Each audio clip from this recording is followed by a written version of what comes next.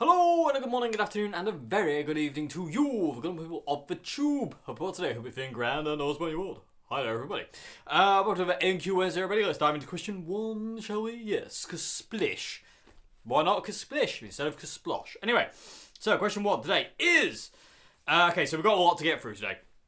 Big questions. Okay, so question one today is, do you find your guitar tone through the dials on your amp, and that's it for the amp with all guitars?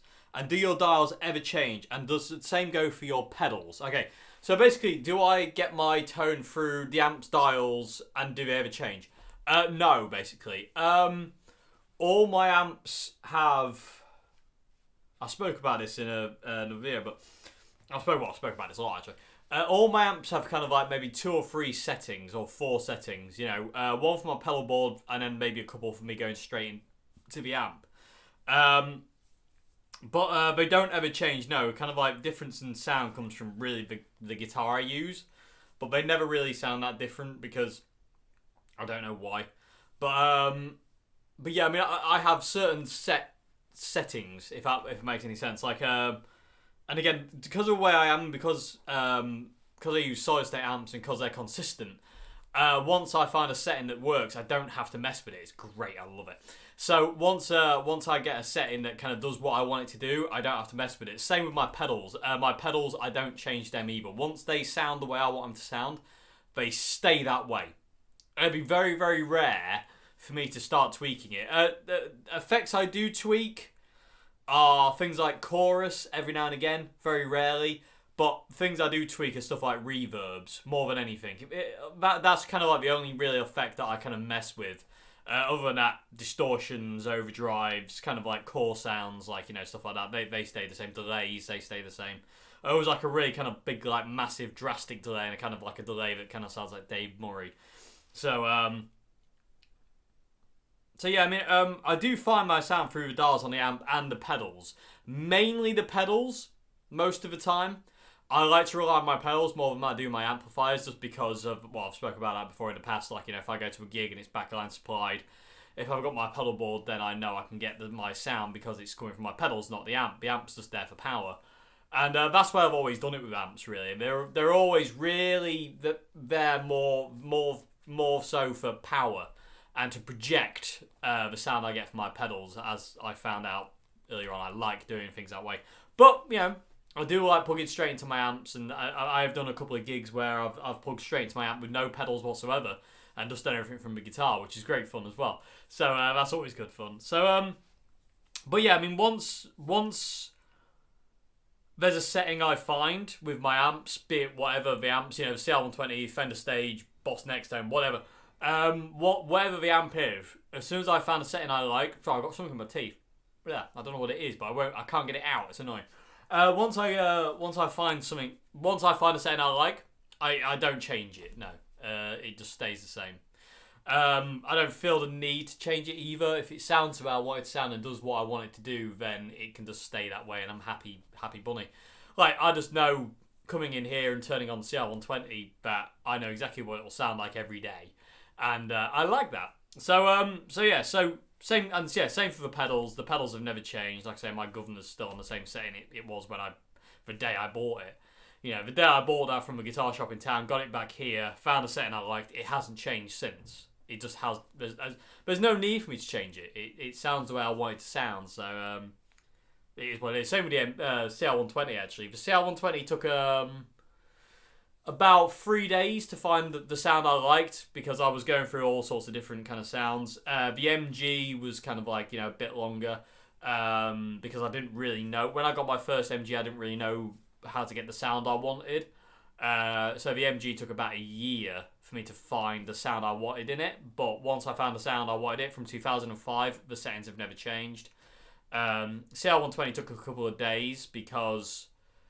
I wasn't sure what I liked more, the clean channel or the dirty channel. I found I liked the dirty channel more, but it took a couple of days of experimentation. Boss Katana was the same thing again, just taking a bit of time to experiment and then finding the acoustic channel worked the best. Who knew? And the same with my other amps as well, to be honest with you. You know, it just takes that bit of time to find out what I want it to be. But when I find the sound I want, then that's it.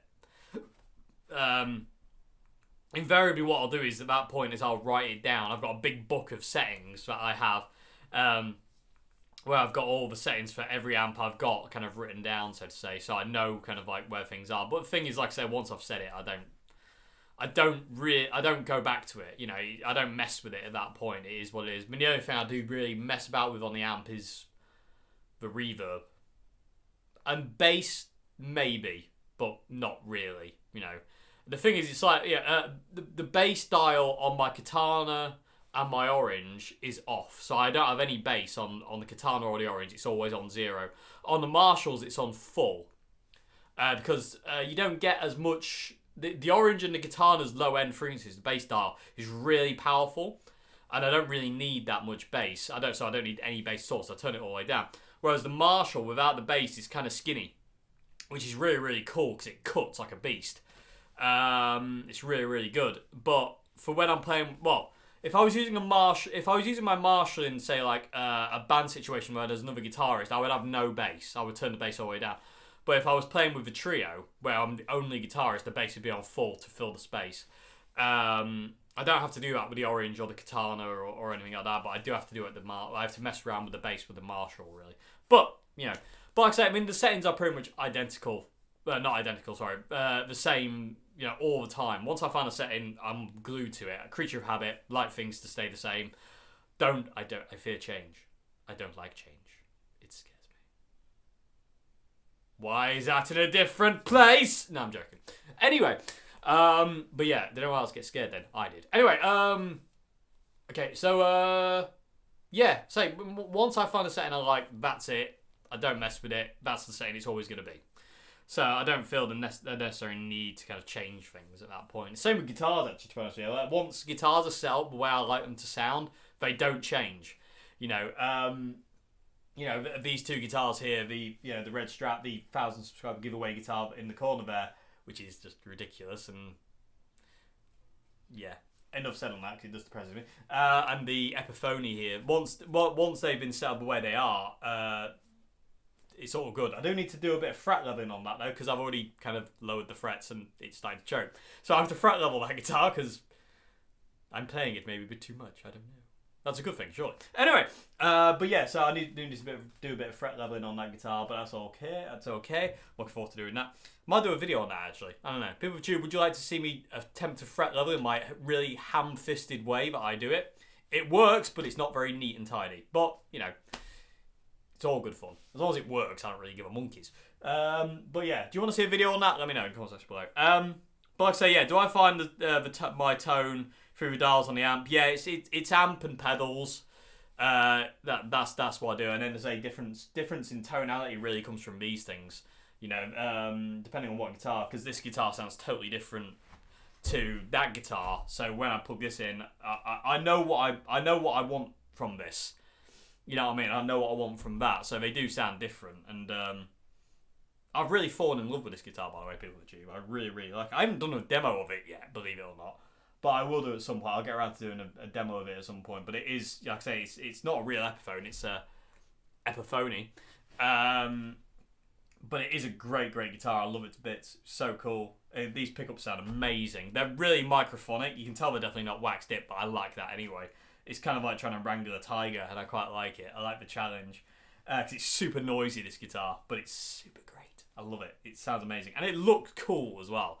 There's something about a free pickup Black Beauty. There's just something beastly about it. Anyway, put you back in there. But yeah, so yeah, I hope that's a question. I'm going to move on to question 2 now. Like I say, yeah, it is. I hope I've answered that question. Okay. Guess what's in that corner? Okay, so anyway, moving along. Question 2 today is, since you have a lot of guitars, how many different guitars do you play each day? Do you try to use them all, or do you just play what you feel like at any given moment? Yeah, I just play what I feel like. I don't really feel the necessary need I have to play them all. Some days I won't play this, some days I won't play that. You know, some days I'll go a week without playing this guitar, say for example, or this guitar. You know, I'll go a week or a month or 2 months without playing a certain guitar. It just comes down to what I feel like at the time. There are certain guitars I will play every day, bar none. Mainly kind of like, I will always pick up my 62 or my white Strat. They always get like something played on them a day. There's always something that ends up getting played on them. But there are guitars that, I will not play for a long period of time. But then I'll need it for something, or I'll be like, I'll be pulled. Music wants me to play that guitar. You know what I mean? Like for instance, today it wanted the Black Beauty. It wanted the Epiphony. It wanted it. The intro jam for some reason. In my when I woke up, I was like, the intro jam was there. I knew what it was, and I knew what guitar. Because it was. I was told. It's that guitar. It's the Marshall Governor for the backing track, and it's got to be this kind of solo, and it's got to be a bit kind of like shreddy, but not. And it knew what it wanted it knew what it wanted, and I just obeyed. Basically, it's out of my hands at that point, which I like.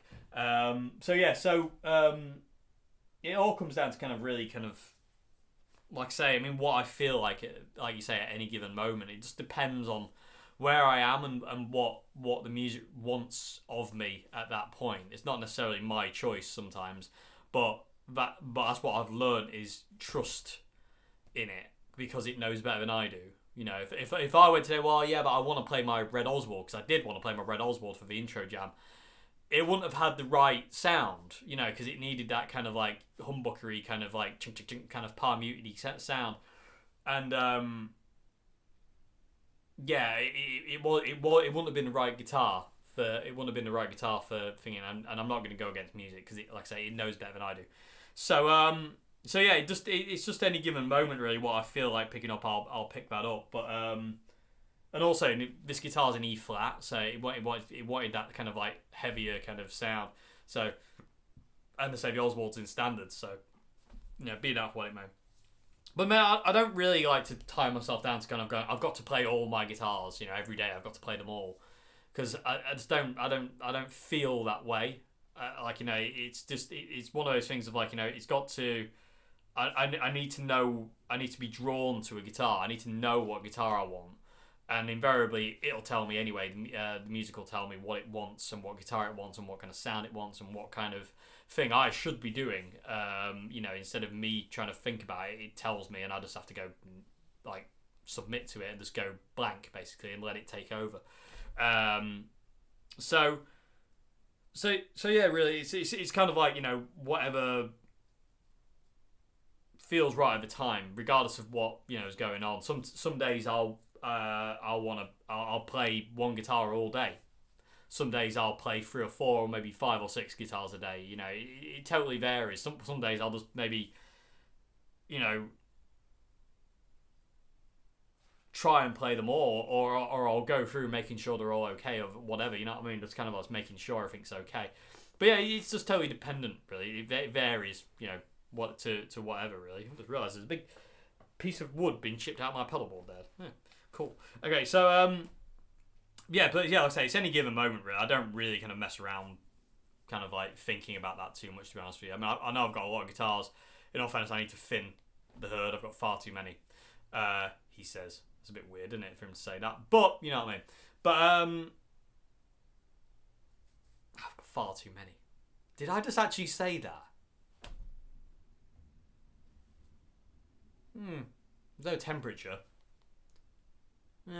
Pulse isn't going fast. Must have been an abnormality.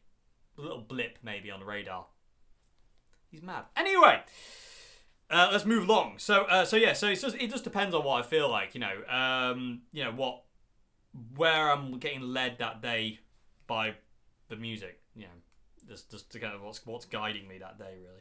So, like I say, today was the Black Beauty, and we'll see where we go later on, and see what I end up playing. But anyway, so I hope that beat your question. You also asked, do you have any guitars that you don't play but you keep for sentimental reasons? Yes, I've got a few of those. My first ever guitar, my Washburn Maverick series, I very, very rarely play that. I don't really play it at all anymore. But it's because it's my first guitar, I will never get rid of it. You know what I mean? I just wouldn't. It'd be stupid of me to do so. But I don't play it. No, I don't play that. Same with my Epiphone Les Paul, not this one, the actual Epiphone. My Cherry Burst Les Paul. I don't play that either at all. It's on the wall downstairs, and I don't play it simply. But I would never get rid of it because that was my third ever. Well, technically, it was my second ever guitar. That was my guitar because the second ever guitar I got was a Squier Strat. But technically, me and my brother bought that, so it's like a shared guitar. And he's actually got that at his house. He has that guitar. So technically, the Epiphone Les Paul is my second ever guitar that it was mine. And I got that bought for me. My mum and dad bought me that on my birthday. I'm pretty sure it was my birthday. A year into playing guitar, because I wanted a Les Paul, I wanted to like Slash. So and again, that's got like a lot of sentimentality because my mum and dad bought me it. You know what I mean? I wouldn't want to sell it. And again, that became my main guitar for a year until I got my white Strat, and then it got kind of like, you know, ousted because of my white Strat. But yeah, so that's another one. The Hofner Very Thin of my cousin's 62 Hofner Very Thin. I don't really play that guitar off that very often at all because it's a pig to play. You have to fight the thing, and I don't really enjoy doing that so much. It's a great guitar, but I don't play that a great deal. But again, sentimental value, it's not mine either to sell, so I would never get rid of it. It's not my guitar.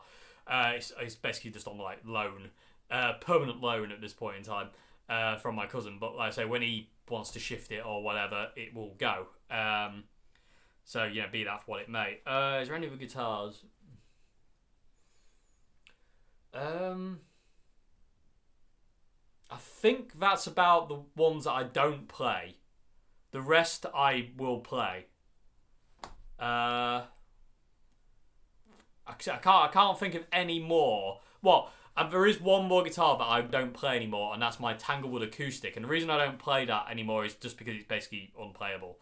At some point, I might give it to the local guitar luthier and see if he can fix it, because the bridge came off at one point and I had to glue it back down, and then it started to peel off again, and it was just very weak at that point, and the top got really weak and it started to bow upwards, and the action's like that high on the first fret.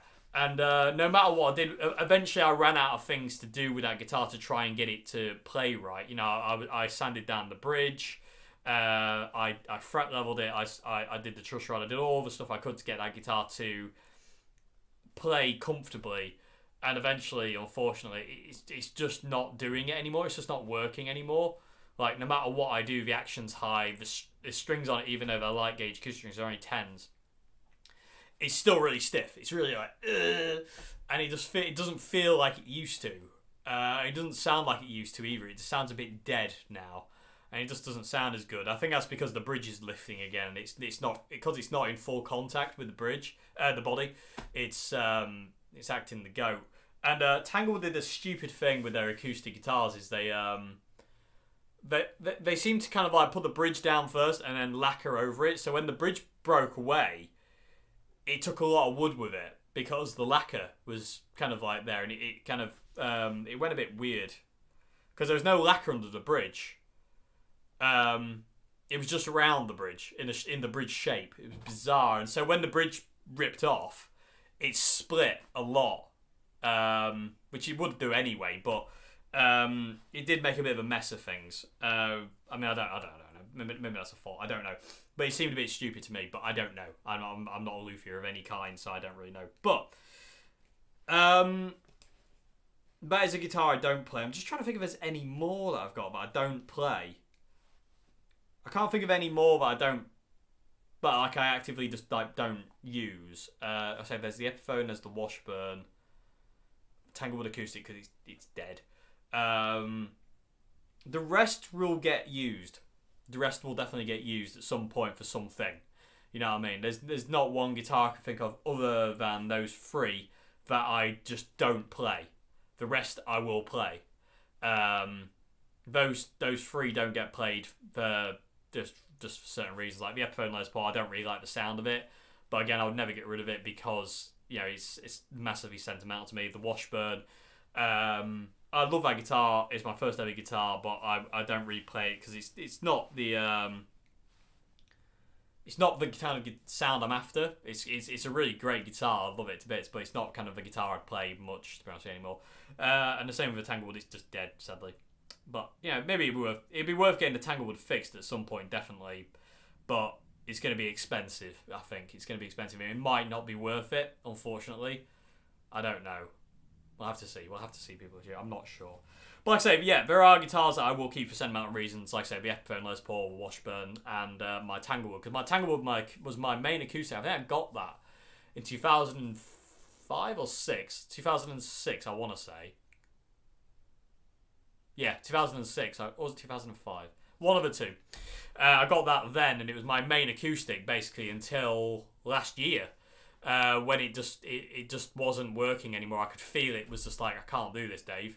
You could feel it in the guitar. It was just like, I need some fixing, and it just wasn't right. So yeah, so at some point we're going to have to get it fixed up and sorted out because it's just not right. But hopefully it'll be worth doing. Hopefully it's possible as well. I don't know. We'll see. I'll keep you updated on that one. But anyway. I was getting a bit down talking about that. Anyway, so yes, but like I said, I'll never get rid of my Tanglewood just because, even though it's just sat in its case and not doing anything, I would never get rid of it. Okay, so the last part of question 2 was, is there any famous poly-finished guitars you like? I mean, so yeah, is there any famous polyurethane guitars I like? Finished guitars, not nitro guitars. Yeah, I mean, trying to think off the top of my head. Hang on a minute. Let's go through guitar. But I mean, a lot of guitarists use poly-finished guitars now. I mean, Slash's Les Paul is a gold top. Love that one. That's not a nitro finish. So yeah, I mean, I love the gold top he had for Use Your Illusion. I love the cherry burst he had for Use Your Illusions as well. That was hard to say. That's totally faded out now, and it's absolutely battered to an inch. It's like, it looks amazing. That's a poly finish, I'm pretty sure. I don't think that would have been nitro because it's an 89, I think, or an 88 Les Paul. So it wouldn't have been nitro. Is there any other poly finished guitars? I'm just kind of going through guitarists in my head of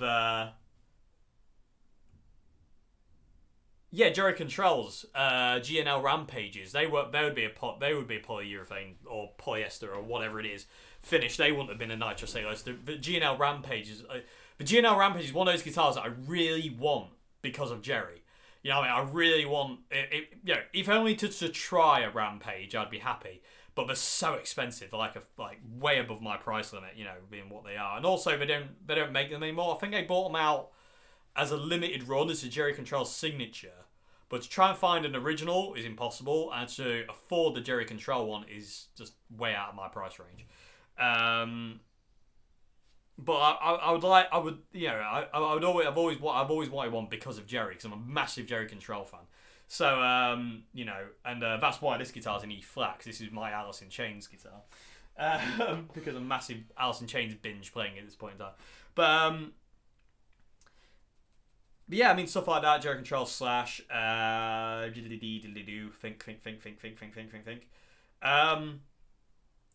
I mean, I'm pretty sure some of Richie Blackmore's Strats weren't nitro. Some of those 70s Strats that he had weren't nitro. I can't think they were. I mean, when did Fender stop using nitro for finish? It was in the 70s, wasn't it? I don't know. I don't know that one, people do. Because they still use nitro on the necks, but used poly on the body? Or am I thinking totally wrong there? Correct me, people of YouTube. Help me in the comment section. But anyway, yeah, I mean, there's quite a few. There'll be quite a lot. There's quite a lot of guitars. Eddie Vedder's Telecaster with the bullseye on the scratch plate. That's a cool looking guitar. I love that one. It's got the glitter on it. Jeff Beck's White Strat, his USA Strat. That's an iconic guitar. Trying to think if there's anything else. Probably millions of them. Yeah, I mean, there's tons. There's absolutely tons. But it just depends. But anyway, I'm going to move on now. So, hope that's this question. I'm going to move on to question 3 now. Okay, so question 3 today is... okay, so this one's a bit deep. Excuse me. Okay, so question 3, part 1 is, what does the word talent mean to you? Okay, so to me, somebody who's talented is somebody who can pick something up fairly quickly, and they're just able to do it. Doesn't mean like they can just like, you can't tell them something and they can just do it immediately. They have to work at it, but eventually they can do it. I don't believe that, like, you know, especially with the guitar, I don't believe you could show anybody anything they've never done before and they're immediately able to do it. I don't think so personally. Anyway, that's just me. But talented to me means, like, you know, it's someone you can show something on guitar or whatever, and through perseverance and drive and determination and that kind of willingness not to give up, can do something that you've shown them that they couldn't initially do. If, like, you know, if you show somebody something on the guitar and they can't do that, but they go away and after about a day or an hour or whatever, they can do it, that's talent to me. Somebody who's really just driven, you know, to be the best they can be at their chosen thing, be it guitar, be it painting, be it photography, acting, art, whatever. You know what I mean? You know, it's that total, I'm going to do the best I can right now with this, then nothing's going to get in my way. You know, anything that's going to get in the way is going to get out of the way because this is what I'm doing. And that's what talent is to me. It's somebody who basically just kind of goes, I can't do it now, but I will be able to eventually, no matter how long it takes. That's what I would say is talent to me. Is because that's perseverance more than anything. Is there a thing where you could say is natural talent? I don't know. I don't know about that one because I don't know. But obviously there is. But you know what I mean? Like, some people are just, like, you know, meant to be doing certain things. It's their calling in life, definitely. So yeah, there is. But they still have to work for it. You know what I mean? Nothing's free. You know what I mean? Just because you're destined to play the guitar or destined to be a great writer or painter or whatever, doesn't mean you just get it like that with no work put in. You have to put the work in as much as anybody else. You know what I mean? It's just that you might progress faster or get things quicker or whatever. But yeah, so talent to me is, like I say, is somebody who just is dedicated and driven and just goes, I'm doing this and nothing's going to stop me from doing this. And they just keep at it and at it and at it and at it and at it, and they're working constantly at being better at what they do. You know, I mean, that to me is talent. And then at the end of it, when, you know, when they play or they paint or they write, you're like, yeah, that you're good at that. You know, you're amazing at that. Yeah, that's what talent is to me. It's like, you know, it's somebody who's put in the effort, you know, and keeps putting in the effort, you know, and somebody who's never satisfied. You know, it's like, no, I can be better. I can do better. You know, I don't like the idea. I've met some people in my life who are just like, you know, yeah, that was amazing, wasn't it? You know, I mean, I don't think anyone could ever do any better than me in that. I've met people who with that attitude and just like, exactly like that. And it's just like, that's such the wrong attitude. It should be a case of, that was alright, but I can do better than that. I know I can do better than that. I need to push myself harder. I need to get better at this or better at that. You should never be satisfied. You should never be happy, I don't think, with what you do. Because when you're happy with it, it's kind of like you're gone. I watched an interview with George Thorogood and Jerry James Nichols a while back, and George Thorogood was saying, like, you got to be afraid of the guitarist who thinks he's the best he can be, because then you've lost him. You know, you want that guitar. You want to be that guitarist who's like, you know, no, it's not there. It's not good enough. It needs to be better. It needs to be better. It needs to be better. Because then you're constantly pushing for something. It's like what Richie Blackmore said about Jimi Hendrix. He said the beautiful thing about Jimi Hendrix was Jimmy was always searching for something when he was playing the guitar. He was always on the look for something.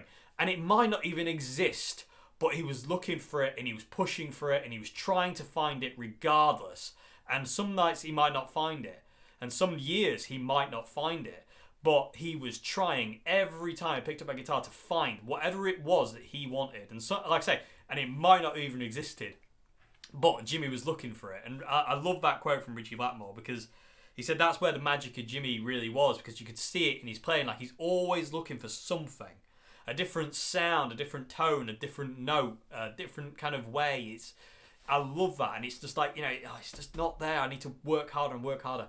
And I like that personally. I really like that challenge, because I know where I want to be with the guitar. I know where I want to get to with my playing, and I'm nowhere near it. I am nowhere near it. Not even close. Not even 5% where I want to be, I don't feel, because it's just not good enough. Every time I play the guitar, I'm like, no, you need to work harder. You are not there. You need to push harder. You need to dig deeper. You need to find what it is. And if I don't do that, I get really nasty at myself, because I'm just like, you're not good enough. Work harder, Dave. And I get really bent out of shape with myself. But I think that's a good thing, because it drives me to push myself. I don't ever get to that point with pushing myself like that where I'm just like, oh fine, I give up. I can't do it. I've never done that, because because I love it so much. I'm like, yeah, I can do better. I will do better. Next time, it'll be better. Next intro jam will be better. Next song I write will be better. It'll be mixed better. It'll sound better. The performance will be better. If I'm singing, my singing will be better. My guitar solo will be better. The tone will be better. Every time I do something, it's like, next time I do it, it's gonna be one step above it. That's the way I feel about it. And it is. It's like, it's like you're there and you're like, well, that was okay, but it wasn't great. You need to do better. And then next time you go there and you go, yeah, now maybe a little bit better, but it's still not good enough, Dave. And then you go next step, and then next step, and the next step, and the next step, and the next step. And you're gradually building yourself up, and you gradually work it, and you push, and you push, and you keep going. And it's so awesome. I love it. I love being pushed and driven by that thing of like, nope, that wasn't there. The intro jam for me today wasn't there, but it never normally is, and that's a cool thing, because it makes me go, right, next video, whatever it may be, I've really got to find what I didn't do today. What did I do today that wasn't good enough, and how can I make that better next time? I like that challenge. I like that push, and I like that drive, because it keeps me on my toes. And it keeps it interesting and new, because I'm constantly trying to find something. And like Jimmy, I'm not putting myself on the same level as Jimi Hendrix, because that's just not going to happen. But that's the thing. I think that's the attitude you should always have, of like, no, not good enough. I need to find what I'm missing. It needs to be better. You know what I mean? And I think that's the point, really. So, and to me, that's where the talent comes in. Is that kind of like that? I'm not giving up. I'm just going to push. I'm going to work harder than I think I can, if that makes any sense. Like, I don't think I can do that much. Yes, you can. Go for it. And really push yourself right out of your comfort zone, to the point where you might be driven absolutely balmy by it. Like, But that's the point, you know. Push yourself to that limit of where you're getting angry at it, and once you get angry at it, stop. You know what I mean? That's when you take a break. You don't want to be like get frustrated at things. You know, at that point you want to stop. But I like that kind of like thing. But talent to me is that thing. You know, it's that whole idea of kind of like just that total dedication of nothing's getting in the way of this. This is what I'm gonna do. You know, nothing's gonna stop me from doing this. You know what I mean? And I'm gonna work as hard as I need to, and then harder than that to get where I need to be with this. You know what I mean? And that's everything. I feel that's talent beyond. Is that kind of thing of like, you know, nope, I'm going to keep going, I'm not going to give up, I'm going to keep pushing. And what I'm looking for might not even exist, but we're going to find out. You know what I mean? I love that. Because you never know. You don't know. You know what I mean? And you've got, until, you know, and you will probably never know. You'll probably go to the end of your life never knowing if what you wanted at, you know, what you're striving for is attainable. But that's okay. That's good. You know, like, I mean, I've said it in videos before, I'd much prefer to be climbing the mountain and looking at the peak of a mountain and trying to get to it and never get to it, then climb up and get to the top. Because once you get to the top, where do you go from there? You know, once you get to that peak and there's nowhere else to go, where do you go? That is horrible. That scares me, actually. I hate that idea. It terrifies me. So, I'm not going to let that happen because I don't like it. It freaks me out. I don't like it at all. And it's not going to happen anyway because I know that what I'm trying to achieve is going to take my entire life and it is not going to be obtainable. But I'm going to try. Every day I'm going to work harder to get to it. I never will, but that's okay. Like I said, I'd rather see it and know where it is and never get to it than get to it because I think, I like that push. Like I said, I like that thing of I'm going to get there. Because I don't want to have to come down from the top. That's horrible. I don't like the idea of, or staying at the peak. It's like, you can only stay at the peak for so long. You have to come down eventually. And I'd rather never reach that. I'd rather just keep pushing myself and going, not good enough, do it again. Not good enough, do it again. Not good enough, do it again. Harder, push yourself harder and just work harder and find it. You know what I mean? And, I like that. You know what I mean? My main thing now is to kind of like to channel emotion through the guitar. And I'm nowhere near where I want to be with that. You know what I mean? I like my technical ability, I'm nowhere near with that either. You know what I mean? It's like I can't do certain things on the guitar that I want to be able to do certain emotions, certain techniques that I'm working on dictate certain emotion, and I can't do that technique, so I need to learn that technique. I need to be able to do that so I can do this emotion, and then they'll join. And I can't do that yet, so it means I can't do that yet, which means we need to work on that so we can get to that. If that makes any sense. But that to me is kind of like what a talent is. It's that whole idea of just kind of like just not being beaten down by anything and just keeping going full stop. You know what I mean? So just push yourself to your absolute limits, and just keep striving to kind of like be the best you can be at any given moment. And when I see people doing that, I'm like, yeah, that's talent. Just that kind of thing of like, I'm not giving up. I can't do it now, but I will do one day. Watch me do it. You know what I mean? And that's talent to me. Is just that total ignorance to believe they can't do something. It's like, no, I can. It's just going to take me time. You know what I mean? I love watching it in musicians when they're like, I'm so frustrated with this, but I'm not giving up. I love that. That is everything. That is absolutely everything. Not giving up is everything. So that to me is kind of like, what talent means is when you watch somebody who's just worked so hard to get where they are.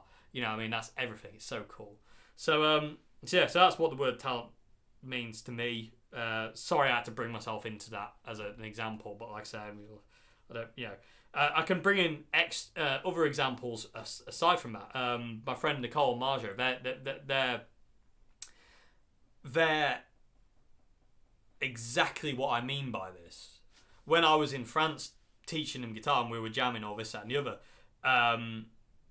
their drive to be the best they could be was awe-inspiring.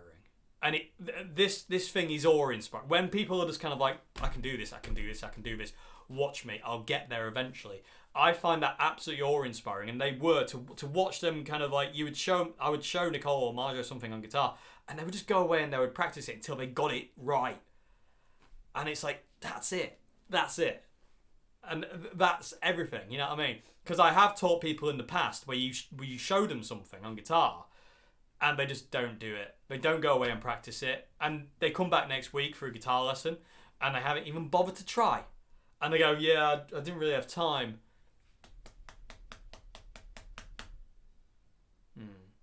Okay. And that's that. In all fairness, that's what kind of like turned me off teaching guitar for a long time. Was kind of like that. Kind of like everyone I taught seemed to have that same attitude of like, yeah, well, couldn't really be bothered. Couldn't be bothered. I'm like, why am I teaching you then? Why? Why are you here? If you can't be bothered, why are you here? That's just me though. Yeah. But like I say, when I was teaching Nicole and Marjo stuff, it's just like they just listened, took it in, and just worked. And that to me is talent. You know what I mean? And that is everything, and I love that. I absolutely love that drive that when you see it in people of like, I'm doing this, and watch me do it eventually. I'll get there eventually. It might take me a bit of time, but I will get there. That just total determination to not give in is just awe-inspiring to me. I love seeing it in people, and it really gets to me, and I love it so much. It's so cool. But yeah, that's what talent is to me, and I love seeing it. Just it's so cool when that's the case. Anyway, let's move on because I'm running out of time. So another part of question 3 was, do you have any recommended songs to start learning by ear? If you want to start learning by ear, I would pick songs from bands like Green Day, or simple songs from, say, your favourite band, whatever that may be. But keep it simple. Excuse me. If you're gonna start to learn by ear and you've never done it before, the simpler the better. You don't want to be diving in trying to learn For the Love of God by Steve Vai, or Surfing with the Alien by Joe Satriani. You don't want to be doing that, and heaven forbid you want to do Far Beyond the Sun by Yngwie Malmsteen. You want to start with something like Basket Case or Paranoid by Black Sabbath or something like that, you know what I mean? Just something very, not necessarily straightforward, but kind of simple in its order and its chords. Blues stuff is a good thing to start with as well, Chuck Berry stuff, maybe, because it's just 3 chords, you kind of can get an idea. But use stuff like that to kind of use to train your ear, you know what I mean? Just don't try and be complex or kind of mid-grounded. Start at an easy level. Start at something you can really work at, and just and eventually you can kind of build up your levels. Again, it's all about those tiny steps, just gradually building and building and building. So you start off really easy, and eventually you just kind of get to a point where you can kind of figure out things really, a bit more complex than that because your ear is tuned. So I would say, do I have any recommended songs? I mean, not really. I don't know what you like. It depends on what music you like to listen to and like to play. So I don't want to recommend a song just in case you don't like it, because in which case you won't want to learn it, which is totally understandable. So I don't really know about recommending songs, but you just, like I say, you want to start off simple. You don't want to be starting off jumping in the deep end, with all your clothes on. You're not going to be able to swim. So you want to start in the shallow end, with floats and armbands. You don't want to be kind of, want to be floundering around, so to say. So because that can get disheartening. So that's what I say. Start as simple as you can. Okay, so we're going to move on to final question of the day, question 4. Hopefully I won't run out of time. Okay, so question 4 is, and I like this question. I am curious as to your thoughts on Kurt Cobain's guitar playing. His style is considered sloppy and subpar by many, but I believe he was a lot better than he let on. Exactly. Kurt was a lot better than he let on, but... One second, everybody. Particularly good John Frusciante and Jimi Hendrix tears today. Jimmy. Kurt was definitely better than he let on. You know what I mean? He was a lot more accomplished guitarist than he let on. But you've got to understand, and this is one thing that people tend to kind of miss with Kurt. Kurt's guitar playing was sloppy on purpose because he was going against what was the norm at the time, which was virtuoso guitarists. People like Steve Vai, Yngwie Malmsteen, Joe Satriani, Steve Stevens, all these amazing shredders of the 80s. Kurt's guitar playing was a reaction to that. Much in the same way the punk movement was a reaction to prog rock, when it was like 18-minute keyboard solos or 20-minute drum solos or whatever. Punk was a reaction to that. Kurt Cobain's guitar playing was a reaction to virtuoso guitar playing. Kurt was such a better guitarist than he let on. You can see how he played. He had a very, very relaxed technique. Some of the stuff he actually plays and sings on, I don't know how he did it. You know what I mean? It's like, it's just insane. I don't know how he did it. It's crazy. But he was a lot better than he let on. And also, like, people always say, oh, there's no guitar solos. There was a solo in every Nirvana song. Pretty much. I don't think Lithium has a solo, but Smells Like Teen Spirit, Come As You Are, Drain You, Blue, a lot of their songs have guitar solos. A lot of Kurt's songs have guitar solos, and invariably they're really, really cool. School has got one of the coolest guitar solos. you know, fair enough, he was just basically strangling the guitar, but that was the point. Like I say, it was a reaction against virtuoso guitars, so he did it on purpose. You know what I mean? But he was definitely a better guitarist than he let on, and he would make mistakes on purpose. Kurt would. Okay, people, that was a bit of a terrifying moment. My camera just black screened on the LCD and decided just not to turn off or back on for about 5 minutes. That's a bit of a worry. That is definitely a worry. It's never done that before. Is it working? Anyway, let's try and finish the rest of his A&Q without it dying. I'm a bit edgy now. Okay, so, well, this camera's been acting up for a while, but saying that, you know, it's had a lot of use, so I'm not surprised. Anyway, but yeah, like I say, coming back to Kurt's guitar playing, it was amazing. I love his guitar playing. It's really, really cool, and you know, like I say, it was just a reaction to what was going on at the time when, like, you know, you had these guitarists who were just like beyond, you know, way beyond, kind of like what some people would consider, like, you know, a lot of people, you know, I can guarantee that Kurt Cobain made a lot more people pick up the guitar than some shredders from the 80s. You know what I mean? Kurt Cobain would give people that way in to go, I can do that. You know, I can't do the shreddy thing, but I can do what Kurt's doing. And I think that's more important, is like Kurt inspired more, because if you look at some shredders, you're like, well, I'll never be able to do that. You know, it kind of turns people away from it, so to say. So, but if you see somebody doing like Smells Like Teen Spirit, everyone goes, oh, I can play that. Yeah, and that's cool. It's inspiring more so.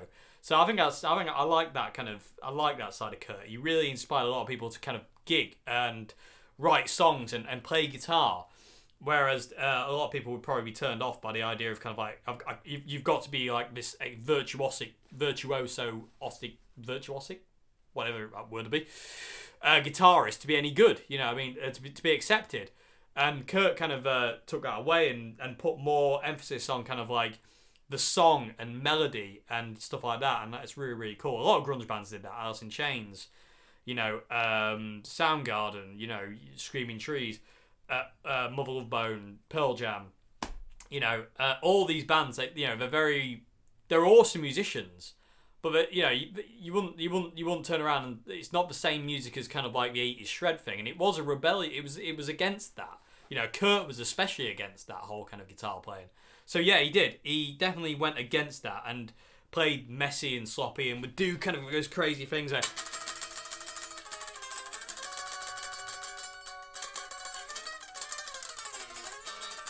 do guitar solos like that. It was against the norm, which was kind of like, you know, this perfectly kind of like virtuosic guitar playing. It was totally against that, and I like that. You know, he had that rebellion thing, which is really, really cool, and it showed that, like, you know, you don't have to be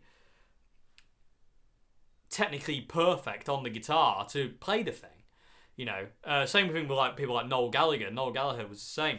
You know, he you know, not by any means kind of like, you know, a virtuoso guitar player, but my God, did that man come out with some of the best guitar solos that's ever been? Yes, he did. I mean, well, to me anyway. You know, stuff like Live Forever and Slide Away and stuff like that. The guitar solos in those songs are just like, oh my God, my gravy of two dings.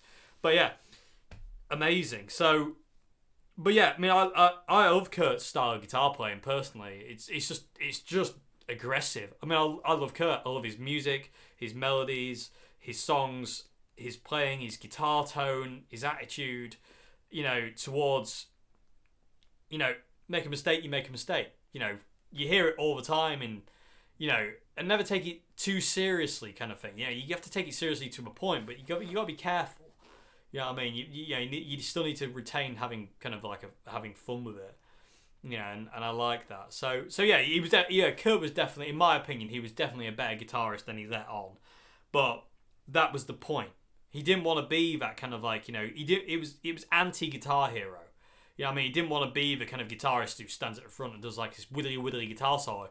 He was the guitarist who was kind of like, you know, I was like, no, I'm not doing that, because, you know, I don't want to do that. That isn't everything what the guitar is about, you know, and I think that's cool. I really like it. I like the way Kurt was, and I like his playing.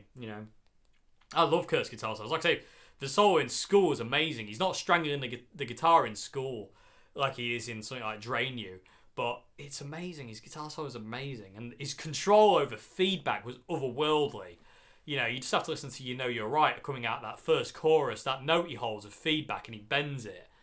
Incredible. And also Smells Like Teen Spirit solo at the end of it, where that last note trails off into feedback and it starts to warp and distort. That's some amazing control that he had over feedback. It was almost otherworldly. He rivals Jimi Hendrix on his control of feedback for me, because he just had such a supernatural ability to control feedback. Kurt did, and I don't know how he did it. I mean, there was obviously no fear in him to do it, which is again key. Because feedback it can scare a lot of people. I don't know why. It's one of the most beautiful things in the world a guitar can do. I think it's feedback, but I love it. But yeah, Kurt had a very freaky way of controlling it. Same as Jimmy. I don't know how they do it. It's just Jimi Hendrix and Kurt Cobain are the two people I consider as like feedback masters. I don't know how they did it, but it's so cool. I love it. Anyway, but yeah. I'm going to have to get off people too because I'm running out of time, and also I don't want my camera to die before I finish the video. But yeah, I mean, I definitely believe Kurt was a better guitarist than he let on. But like I say, it was definitely Kurt, the way he played and what he did, it was totally against the norm. It was a statement, much in the same way punk was to the 70s prog rock movement, and much in the same way, that there's been those kind of rebellions through musical thing like rock and roll, Elvis, people like that. It's a rebellion against the chosen norm, and that's all Kurt did. It's just that thing of like, you don't have to be that. You can be this if you want. You know what I mean? And like Kurt said, trying to be somebody else is a waste of who you are. That's probably not that's probably not said verbatim, but that's pretty much exactly what he said. There's also that line of too, is like, he'd rather be hated for who he is than loved for who he's not. I think, is that hated for who he is and loved for what he's not? Yeah.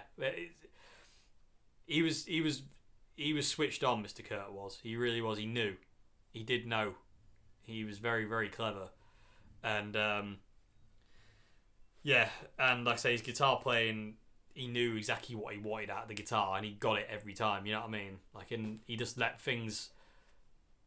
you let mistakes go, because you can't do anything about mistakes and this, that, and the other, But he knew what he wanted, and it was cool. But love Kurt, absolutely love Kurt. Will always love Kurt, and I'll never, if people. I remember when I was in London, when I was studying at college in London.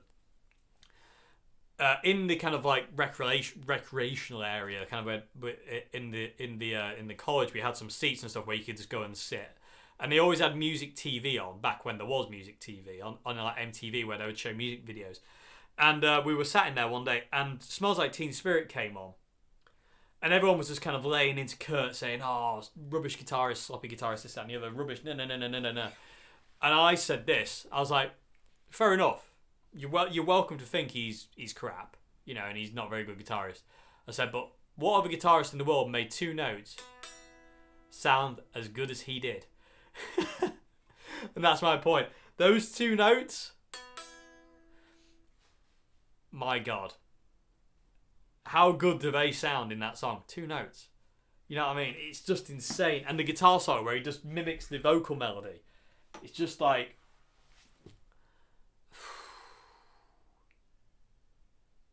next level to me anyway. But yeah, I mean, that was always my point. It's like, can you make two notes sound that good?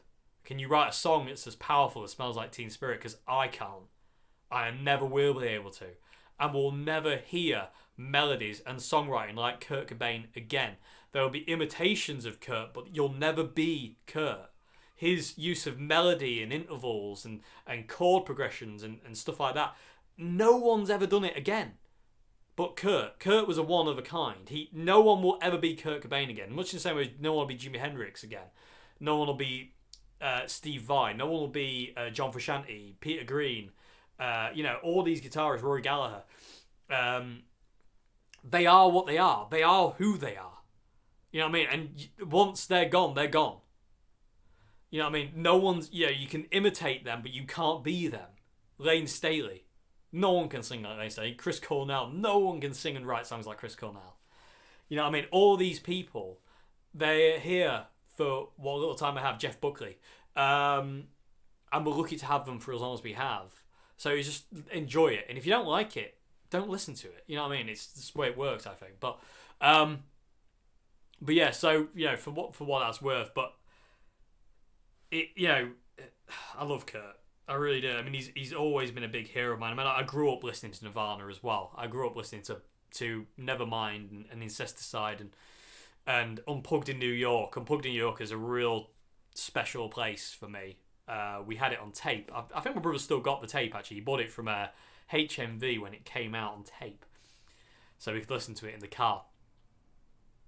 I mean, stuff like that is so cool. And I remember my brother coming home with Incesticide. He bought Incesticide. We put it on. This first song, Dive. Dum, dum, dum, dum. Yeah, that bass line. It kicks in. It's like, oh, so good. You know, and then you hear stuff like, you know, Off Bleach and In Utero and Unplugged in New York and stuff like that. It's just like, it's just, it really has a very strong, special place for me. Anyway, but yeah, he was definitely better than he let on. He was more accomplished than he let on, but you know, but that was the point. And it's always that thing to me. Is like, just because he doesn't do it doesn't mean he can't. You know, I mean, there's always that thing of like guitar, like, you know, some guitarists.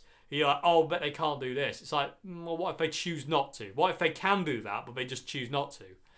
There's a guitarist in the band Rise Against called Zach, and he, you know, Rise Against just requires him really more than anything just to be bashing out power chords and riffs.